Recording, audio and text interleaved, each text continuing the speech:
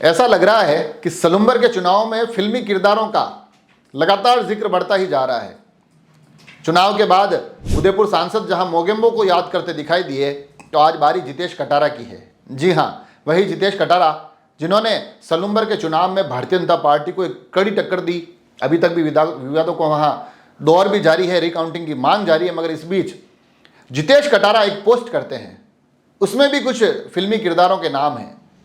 जो एक बहुत लोकप्रिय फिल्म आई थी बाहुबली, वहां से कुछ ऐसा लगता है कि कोई न कोई पटकथा वो लेकर आए हैं और उनका कहना है कि राज सिंहासन तो भल्लाल देव को भी मिल गया था, मगर जनता के दिलों में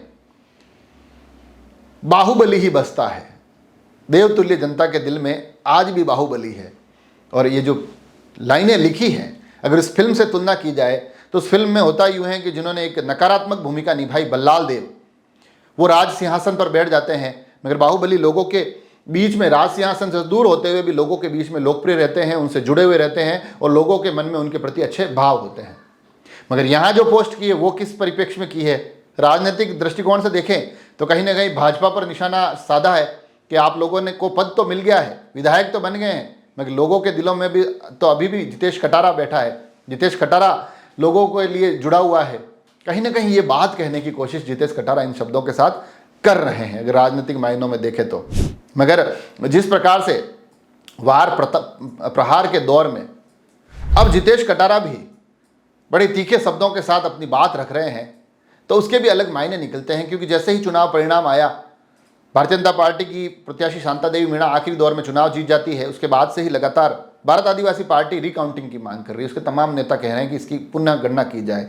उसमें जितेश कटारा का भी एक वीडियो वायरल हुआ, जो वो कहते दिखाई देते हैं कि मैंने रिकाउंटिंग के लिए मांग भी की थी, मगर मेरी मांग को अनसुना कर दिया, यहाँ पर मेरी बात को नहीं सुना गया। इस प्रकार के गंभीर आरोप वो लगाते दिखाई देते हैं।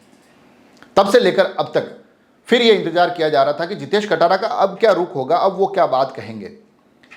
तो हम तमाम लोग ये इंतजार कर रहे थे कहीं भारतीय जनता पार्टी पर सीधा हमला बोला जाएगा, कहीं कुछ और आरोप प्रत्यारोप लगाते दिखाई देंगे। मगर इस बार उन्होंने किसी भी राजनीतिक भाषा की बजाय फिल्मी किरदारों के साथ, उनकी पंक्तियों के साथ अपनी बात रखी है और बड़े स्पष्ट तौर पर वो इस पोस्ट के माध्यम से कहते दिखाई दे रहे हैं कि भाई साहब, राज सिंहासन तो भल्लाल देव को भी मिल गया था।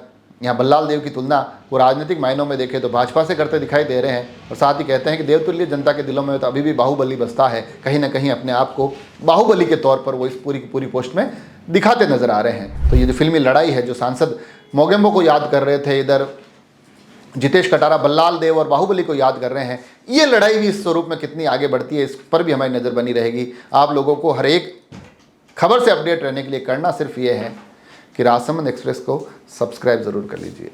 जुड़े रहें राजसमंद एक्सप्रेस से। धन्यवाद।